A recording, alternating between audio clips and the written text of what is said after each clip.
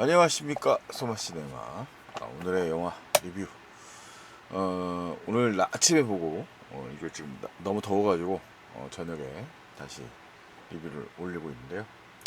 아, 제가 제목에 이제 아마 그 F가 좋아하는, F면 좋아할 만한 영화다, 뭐 이런 얘기를 썼을 겁니다.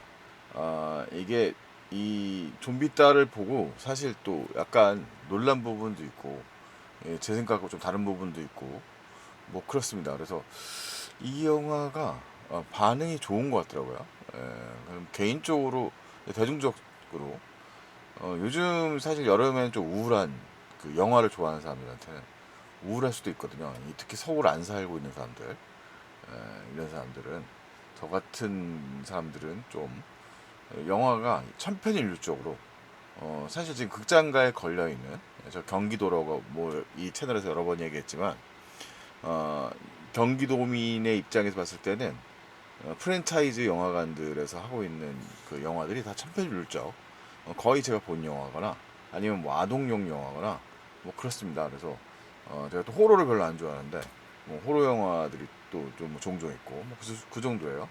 다양하지 않다.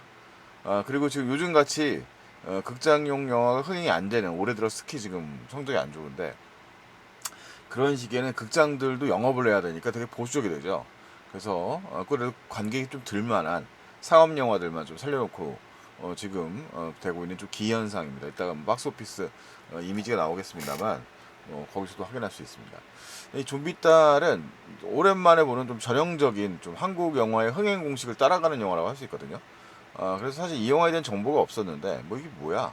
뭐 좀비딸 뭐 이래가지고 없었는데, 사실 뭐 나름 그 역사와 전통을 자랑하는 뭐 그런 또 미디어 믹스 작품이더라고요. 그러니까 원작이 있다는 얘기죠. 자, 좀비딸은 이윤창 작가의 좀비가 되어버린 딸, 줄여 좀비딸, 이것이 이 작품이 원작입니다. 그래서 이 작품이 뭐 만들어지고 난 다음에 2018년도 이쯤에 이제 18년 19년에 연재가 됐더라고요. 그럼 뭐 한 6, 7년 됐네요. 그 다음에 이제 2020년도에 심지어 이제 EBS 등에서 그 협력을 해서 2020년 애니메이션 버전이 또 방영되어서 어떤 바도 있습니다. 그래서 이게 이제 지금 좀비 이윤창 작가의 이분이 이윤창 작가인데, 영화 속에도 카메오로 이들의 캐리커처를 그려주는 장면을 등장을 해요. 이제 영화의 하이라이트 시퀀스 중에 하나가 이제 이 좀비 딸을 좀비 딸의 좀 기억을 되살리기 위해서, 좀비 딸이 좋아했던, 그 원래 딸이 그 좀비가 되기 전에 좋아했던 놀이공원을 찾는다는 설정이 있는데, 영화 속에는 오즈랜드라는 이름으로 나오죠. 거기서 그림을 그려주는 화가로 이제 잠깐 까미오로 이제 원작자가 출연하기도 합니다. 자, 이 작품의 감독은 이 필감성 감독인데요. 뭐 이름을 보면 아실 수 있지만 이분이 뭐그 화교계 출신이세요. 원래 그 누님도, 필수연이라는 분도 원래 번역가였고 이제 중화권 영화를 번역하시는 분이었고요. 나이가 이제 좀 있으신데 이제 충무로에서 오랫동안 이제 조연출 같은 걸 많이 했고요. 2001년도 무사 연출부로 경력이 시작됐으니까요. 그래서 충무로에서 20여 년, 24년 정도를 했고, 그 다음에 이제 꽤 흥행에 성공했던 황정민 주연의 범죄 스릴러 인질로 영화 감독 데뷔합니다. 근데 그 작품 원작이 이제 세이빙 미스터 우라는 유덕화 주연의 이제 정성 감독의 이제 중국 영화였죠. 그 작품을 이제 번안을 해서 황정민이 실제 인물이라는 설정을 가지고 이제 영화를 만들었던 그런 영화의 감독이었습니다. 이분이 어쨌든 이 두 번째 영화로 이제 이 좀비 딸인데, 이미 전작에서 이제 각색의 재능이 있다는 걸 인정받은 감독이니까요. 어쨌든 이분이 이제 연출자가 되었습니다. 이 작품의 평가는 뭐 대개 2개 반에서 3개 반 정도로 그냥 평범한데, 상업영화 기준으로는 나쁘지 않네요. 이게 제 생각보다도, 제 생각에는 개인적 판단에 불과합니다. 제 개인적 판단은 한 2개 반 정도로, 이게 뭔가 좀 짜임새라든가 좀 전형적이다라는 생각 되게 많이 하면서 영화를 봤는데, 생각보다, 제 생각보다 호평이 많더라고요. 그래서 이자연 뭐 평론가나 이런 남자 평론가, 코미디로서의 평론가를 좀 인정해 주는 것 같고, 요 김초롱 평론가도 좀 뭐 그런 좀 응원 쪽에 얘기가 있습니다. 박병식 평론가 2개 반이면 그렇게 나쁜 건 아니죠. 평범하다 이 정도인데, 뭐 어쨌든 좀비 딸 이었고요.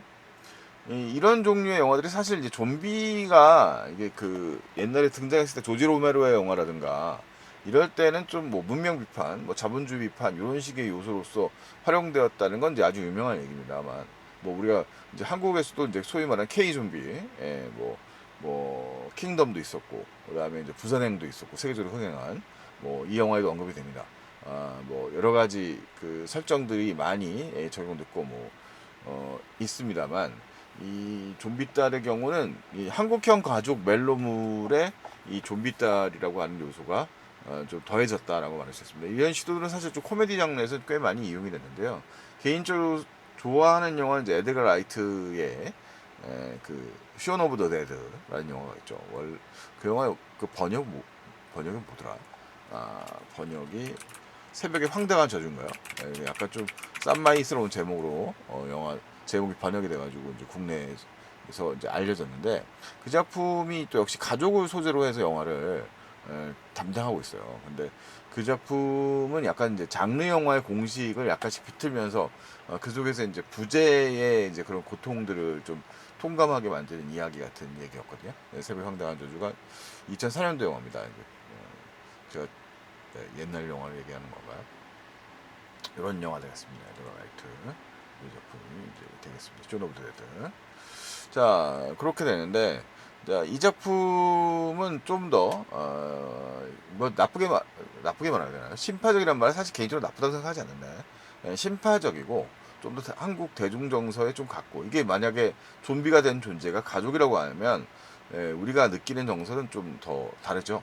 그래서 이게 좀 이성적으로는 잘 납득이 안 가는 면이 있는데 이런 좀 멜로드라마적 요소들을 이제 한국 관객들이 좋아한다는 걸 다시 한번 확인할 수 있는 영화가 아닌가 싶습니다. 물론 이 영화의 흥행 스코어가 어떻게 될런지는 사실 뭐 알 수가 없습니다만 자 어쨌든 이 영화의 그 일단은 출발점 이 영화의 흥행 스코어 이제 개봉 흥행 스코어가 46만 명 정도였어요.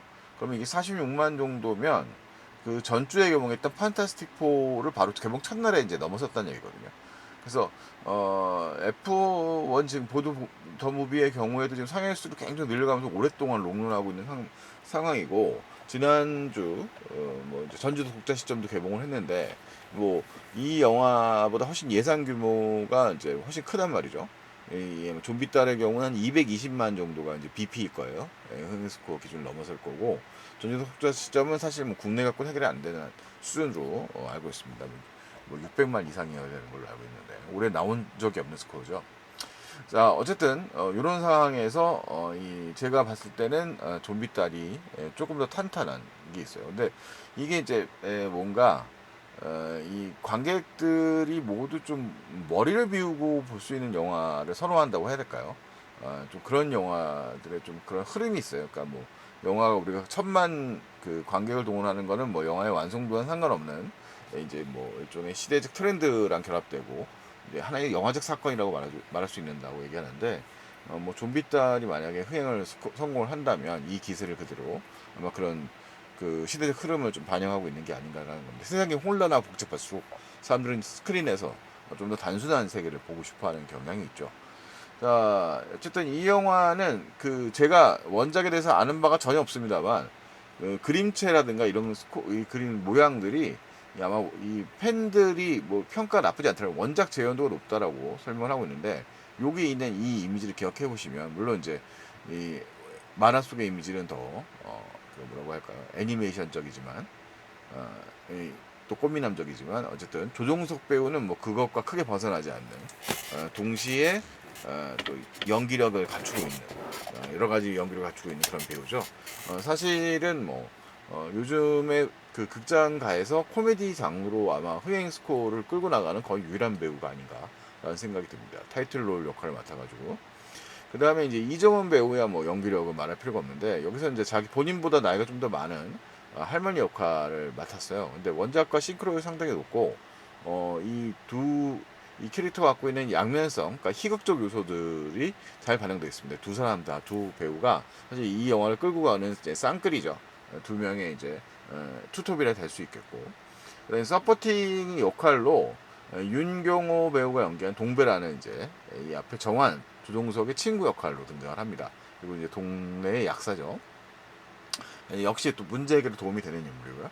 그다음에 조효정이라는 캐릭터는 연하라는 이 양면을 역시 가지고 있는데 상당히 그 적극적인 성향에 있는 인물이지만 동시에 이제 슬픔을 안고 이 영화에서 일종의 대립적인 면을 세우는 인물입니다. 그 다음에 이제 그 뒤에 최유리 배우가 연기하는 이제 딸 수아, 이제 사실상 이제 감염이 된 이후로는 그 딸로서의 그 인간성이 이제 많이 작동이 안 되는 이제 맹수적 요소들을 가지고 있는 존재로 등장을 하죠. 그러니까 이 영화의 그 좀비는 감염의 경로고, 이 감염이라고 하는 거는 코로나 이후에 이제 사람들이 많이 좀 체감하고 있는 그러니까 그런 부분이지 않습니까? 그런 요소들이 이제 좀 동감적인 요소, 정서적 동감을 갖추고 있는 요소일 것 같아요. 그 다음에 이제 애용이라는 캐릭터는 만화에서 굉장히 뭐 비중이 컸는데 이 영화에서도 적절한 수준에서 이 반려묘 애용이 캐릭터, 약간 인간적인 행동, 다리를 뭐 쩍벌이라고 하는데 지금 보고 있는 자세, 저런 걸 약간 CG 등을 활용을 해가지고 그런 요소를 하고, 그러니까 만화적 커트들을 필감성 감독이 어느 정도 적절히 활용을 하면서 애용이를 이제, 애용이가 일종의 킥입니다. 그러니까 이 영화에서 재미 요소, 되게 이 영화를 부드럽게 순화시켜주고 약간 웃음 요소를 더해주는 캐릭터로서 적절히 활용되고 있습니다. 근데 뭐 과장되게 만들진 않았기 때문에 뭐 크게 부담 안 되는 수준으로 되겠고요. 이 영화의 시작점이 이제 오프닝 스코어는 이 영화의 배경이 되는 그 가상의 마을이죠. 근데 아마 이제 호남 방언을 주로 등장인물이 사용을 하고 있기 때문에 영화적 설정은 호남 쪽의 어떤 마을이라는 설정이에요. 이제 이 할머니의 그 할머니 살고 있는 할머니 집이죠. 그 영화가 이제 그 오토바이를 타고 막 달리는 장면이 나오고 그 속에서 이제 헬멧을 벗으면 이 인물이 이제 이 영화의 주인공 정환 조동석이라는 걸 알 수가 있습니다. 그리고 이제 그 사람이 갑자기 이제 이 방에 들어가면 서서히 이제 딸의 좀비가 이 앞에 이제 오프닝 시퀀스는 이 영화에 대한 정보를 없는 저 같은 사람들도 이 영화의 상황을 쉽게 이제 할 수 있는 일종의 아주 그 문턱을 넘게 해주는 이제 중요한 연출일 수 있는데 그 연출을 뭐 깔끔하게 했다고 말할 수 있겠어요. 그래서 영화의 시점상 적절한 시점에 지점을 잡고, 사실은 이제 좀비딸이라는 웹툰의 원작 자체가 상당히 많은 에피소드를 가지고 있기 때문에 이 상당히 많은 에피소드를 적절하게 이제 이 영화의 러닝타임 안에 배치시키는 게 상당히 중요하죠. 그 요소들을 잘 해냈다고 말할 수 있겠고, 그래서 이제 이 정환이 등장을 하고 정환이 이제 좀비딸과 살게 된다는, 살고 있다는 사실을 갖다가 이제 영화 첫 장면에서 이제 보여주는 겁니다. 네, 보시면 아시겠지만 이 영화는 이제 가족 영화로서 칭찬하는 사람들이 종종 나타나는데 좀비를 소재로 하고 있습니다만 보통 좀비 영화들이 갖고 있는 좀 과격한 설정들을 최대한 자제했다고 말할 수 있어요. 그리고 좀비가 된 존재 역시도 사실 어떻게 보면 보호받아야 될 대상이라고 할 수 있는 딸이라고 하는 존재죠. 딸이라고 할 존재인데 이 딸이 너무 위협적이고 무시무시하고, 그래서 뭐 그런 좀 호러 영화적인 양가적 측면을 모두 보여준다고 하면 이제 호러 영화는 소녀의 얼굴을 하거나 아이의 얼굴을 하거나 뭐 인터뷰 위드 뱀파이어 같은 영화 생각나네요. 더 잔혹해지는 그런 면들까지 묘사하기도 하는데 이 영화에서는 그렇지 않죠. 이걸 충분히 통제 가능한 존재로 이해하고 설명하고 있는데 다부분 대부분 한국의 가족상의 이미지, 한국의 가족이 이제 딸에 대한 이미지들이 그대로 반영되었다고 말 수 있겠습니다. 그녀는 그 좀비는 사랑받아야 될 존재라는 뜻을 포함하고 있겠죠. 이수아의 모습이고요. 이 캐릭터를 설명하기 위해서 앞부분에 장면들이 등장을 하는데 유튜브를 찍고 있는 이정환 캐릭터가 동물원 사육사로서 호랑이도 춤추게 할 수 있을 정도의 뛰어난 능력자라는 설정을 또 가미해서 영화적 설득력을 증가시킵니다. 이게 이제 원작에서 비롯되었을 수도 있겠죠. 자, 그 다음에 이제 수아라는 인물이 이제 상당히 이제 전형적인 딸의 모습으로서 보아의 넘버원, 보아의 뭐죠? 유어 넘버원인가요? 그 곡을 춤을 추고 있는 장면이 앞부분에 배치되어 있는데, 이것은 이제 아버지 정환과 이 수아를 연결시켜주는 중요한 매개체이기도 합니다. 그러니까 영화에서 이 부분을 제가 활용을 했는데, 이 영화는 이제 문화 코드로서 이 아버지 세대들에 해당될 수 있는 음악적 코드들, 문화적 코드를 적절히 사용하고 있는데 뭐 많이 사용한 건 아니고요. 보아의 그 노래, 이제 주요 테마처럼 많이 사용되는 노래, 그 다음에 이제 2NE1의 그 내가 제일 잘 나가 그런 노래들이 이제 적절한 시퀀스에서 사용이 되면서 문화적 접점을 이렇게 해서 잡아놓고 있어요. 근데 이 딸이 이제 그 요즘에 우리 그 이 아버지 세대들 가족 모두가 알만한 노래가 아니라 만약에 요즘에 최근에 있는 뭐 최신의 난이도 높은 노래들을 춤을 추고 있다고 하면 좀 접근성은 좀 떨어질 수도 있겠죠. 근데 연출적인 면에서 뭐 영화의 원작에서 뭐 웹툰에서 어떻게 되는지 여부는 내가 확인한 바가 없고 영화에서 적어도 그런 설정들 자체가 충분히 이 정서적 유대감을 만들어내는 장치로서 활용할 수 있겠다라는 거고요. 그 춤을 잘 춘다는 설정은 이 등장인물이 정한이라고 하는 인물 역시도 그렇게 될 수 있어요. 근데 이게 아까 제가 이제 제목에 얘기한 것처럼 이가 그 저기 뭐야 F드 저기죠 동적인 사람들 동적인 교감이 이제 충분히 된 사람들인데 둘 다 이제 이 아버지나 딸이나 상당히 동적인 인물들이고 그런 이제 따뜻한 모습들의 영화의 앞부분에 배치가 됩니다. 거기에 이제 관철자 내지는 또 이들에게 관심을 내고 있는 제3의 눈으로서 이제 애용이라고 하는 이 고양이 캐릭터가 존재를 하는데 이 애용이라는 캐릭터는 역시 마찬가지로 이 정환에게는 이 수아와 연관되어 있는 존재로 등장을 하게 되니까 상당히 또 나름대로의 중요한 캐릭터성을 가지고 있다고 말할 수 있겠습니다. 자, 어느 날 갑자기 이제 화목한 이 집안에 이제 불행이 닥치는데 이 영화의 설정은 감염적. 이 영화 이제 바이러스 감염의 문제고요. 바이러스 감염의 위험을 이제 닥치게 되면서 이들은 이제 탈출을 그러니까 서울에 그 바이러스 감염이 됐다는 거. 도시 사람들이 밀집되어 있는 지역이죠. 그쪽에 되었다는 얘기예요. 그 다음에 이제 이들이 바로 여기서 탈출한다는 이제 아까 앞에 오프닝 시퀀스에서 이들이 어떻게 이 장소까지 오게 되는 얘기가 이제 앞부분에 쭉 깔리게 되는 거죠. 그러면서 현재 어느 정도 통제가 가능한 수아의 모습을 보여주고 그 다음에 이제 이들이 탈출하는 과정들의 시퀀스들을 나름대로 코미디로 풀었습니다. 그러니까 이 영화는 좀비를 배경으로 하고 있지만 실질적으로 좀비가 뭐 신체가 고적으로 이제 나온다든가 앞에 나왔던 저희가 얘기했던 에드거 라이트의 영화라든가 좀비 영화들은 좀 그런 장면들은 좀 개그적 요소, 장르적 요소를 많이 사용되는데 어디까지나 서양 영화에서의 주요 요소들이고요. 이 영화 적어도 이 영화에서는 그런 좀 잔혹한 장면들이 앞부분에 요 장면에서 조금 묘사되는 정도로 아주 심한 수준은 아니고 묘사되는 정도로 잠깐 나오는 정도입니다. 뭐 피가 나오니까요. 그 장면 어쨌든 간에. 그리고 이제 둘은 좀비 연기를 하면서 하는 등의 이제 좀 개그적 장면들, 개그 시퀀스가 나오고 어쨌든 이제 어쩌어쩌 탈출하는 과정에서 이제 바로 수아가 감염이 되면서 이제 뇌에 문제가 생기게 된 것이죠. 그래서 이 영화에서 이 정화는 이 동기상으로 이제 이 수아를 왜 묘수게 되었는가가 역시 또 피드백으로 이제 묘사가 되는 장면이 등장을 하고 수아가 왜 그 몰래 숨기고 있는 상황이에요. 그러니까 이게 대유행 바이러스 같이 펼쳤다가 좀비 바이러스 같은 게 그 다음에 이제 적극적인 방역 정책이란 건 주로 이제 좀비니까 사살이죠. 이 사살의 상황에서 이 정화는 이 수아를 갖다가 숨겨놓고 있는 상황이 돼버리는 상황이 된 거죠. 자, 어쨌든 간에 이제 서울에서 회피해가지고 엄마 김범순이죠. 이 정환의 어머니입니다. 할머니고 이제 수아에게는 오게 되는데 여기서 이제 캐릭터성이 재치 있게 앞부분의 전반부의 코미디적 요소들이 이제 활용이 됩니다. 애용은 이런 관찰자적 장면으로 많이 활용이 되고요. 그 다음에 이제 이 범수는 우리 똥강아지라고 부르는 이제 전형적인 그 손녀를 사랑하는 할머니시지만 아기 때 아마 육아의 경험 같은 것이 있는 것 같은데 이 아이를 갖다가 아기 시절에 저 효도 뭐라 그러죠? 이걸로 아이를 통제를 해가지고 이 아이가 이 좀비가 돼서도 이 할머니의 눈빛을 보면 무서워한다는 설정을 가지고 있습니다.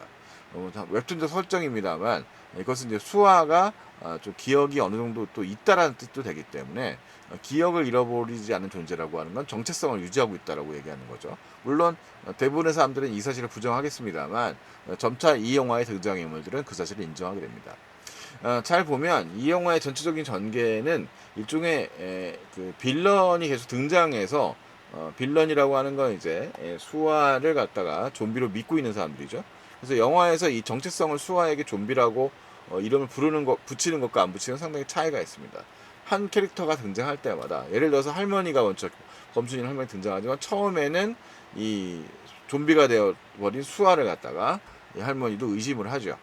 그래서 일종의 수아에게 뭐 수아라고 한다면 아마도 내가 비벼주는 밥을 잘 먹을 거다라고 하지만 수아가 거부하니까 아니다 라고 이제 확인 작업 같은 걸 거치게 되는데 수아가 이제 또 원래 좋아했던 곱창을 또 좋아하는 이런 장면들을 통해 가지고 약간 부드럽게 순화시켜서 영화를 묘사하고 있고, 그 다음에 이제 등장인물로는 동배 역할에 윤경을 배우 등장하는데 역시 동배 역시도 감염되어 있는 수아의 모습을 발견한 다음에 이런 식의 애드립 장면들을 펼쳐나가는 이제 그런 시퀀스가 나옵니다만 역시 또 합류하게 되어서 수아의 이제 일종의 치료 과정이라고 할 수 있는 과정에 이제 참여하게 되는 그런 장면이 등장합니다.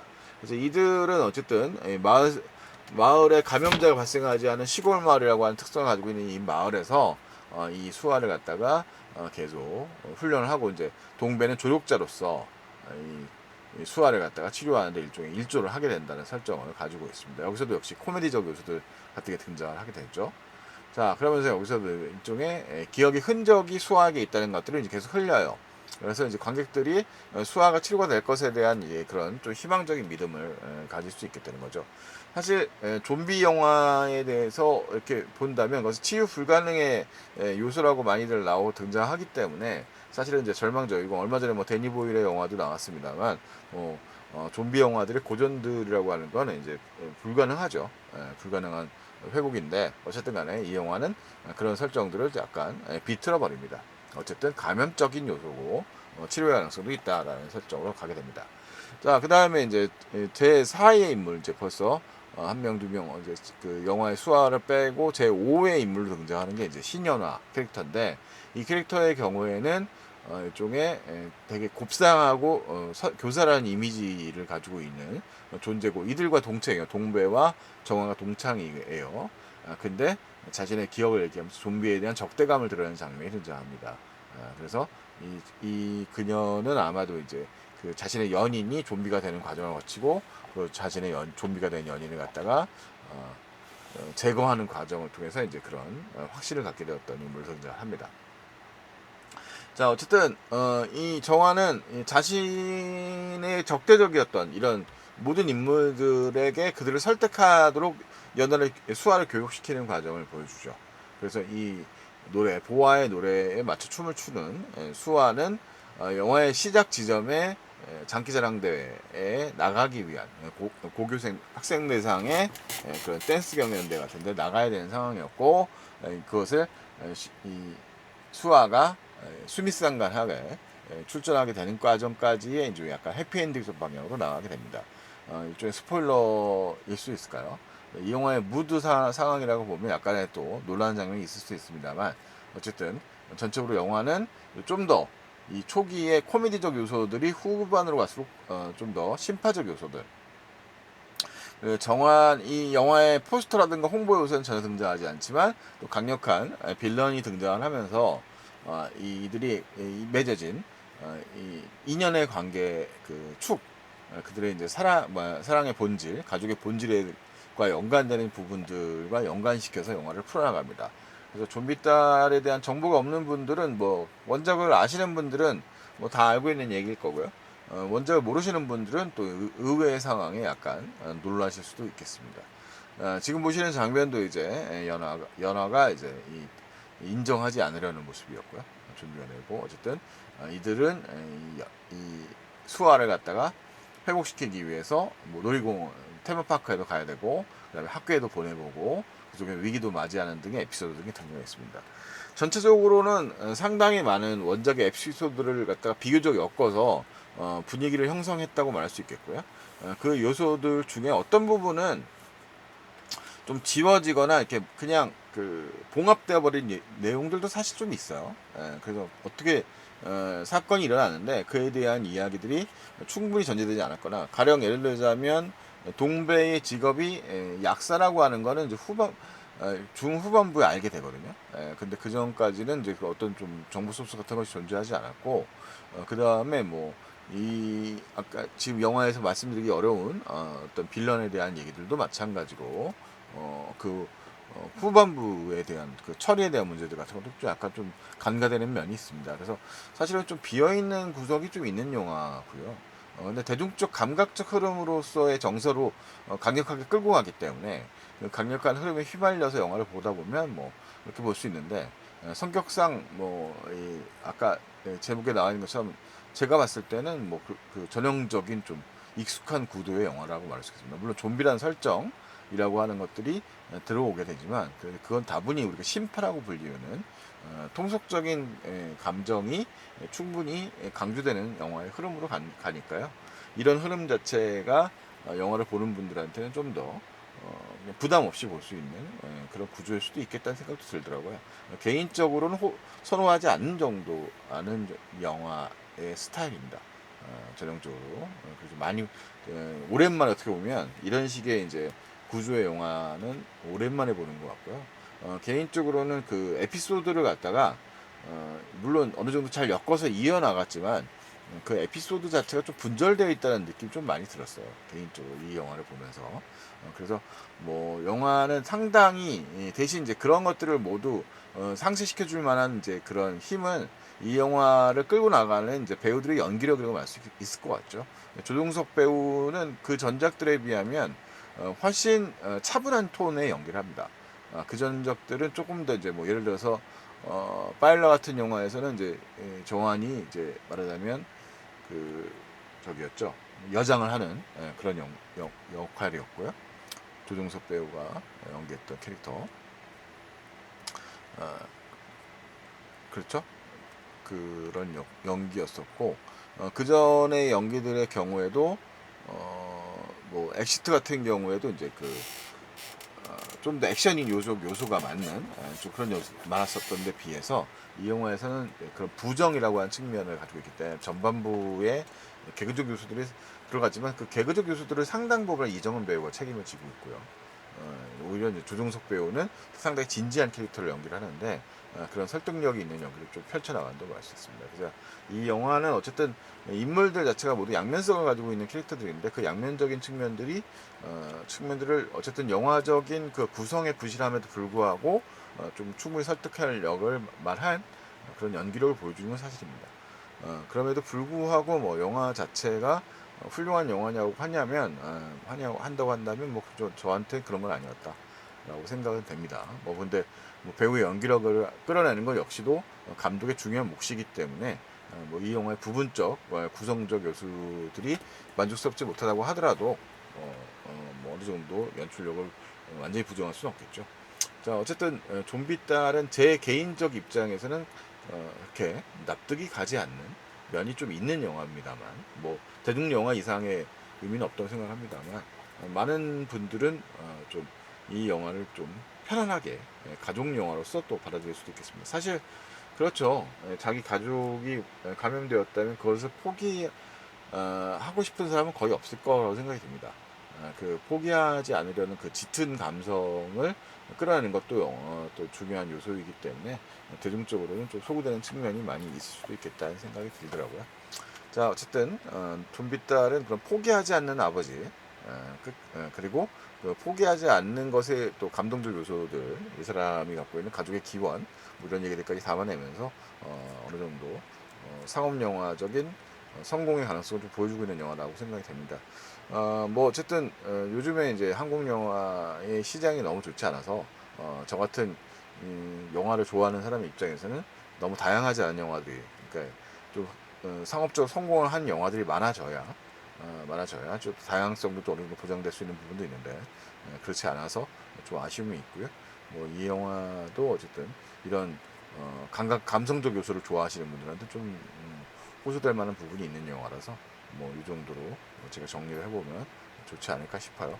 뭐 윤경호 배우나 조효정 배우도 다 연기력이 인정된 배우들이고 그 배우들이 또 역시 다 제목을 다 해주고 있는 영화라서 어쨌든 영화 자체의 배우들의 연기만큼은 볼만한 영화다라는 생각이 듭니다.